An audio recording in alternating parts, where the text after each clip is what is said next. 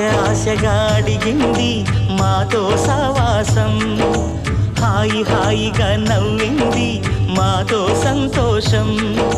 మధురమైన మమకారం మా ఇంటి పేరు అంటే, మనసు మీటు అనురాగం మా మాట తీరు అంటే, బతుకంటే ఎంత బాగుంటుందా అనుకోదా లోకం.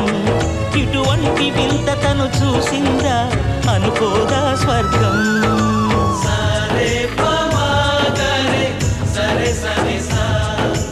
ఆశగా అడిగింది మాతో సావాసం, హాయిగా నవ్వింది మాతో సంతోషం.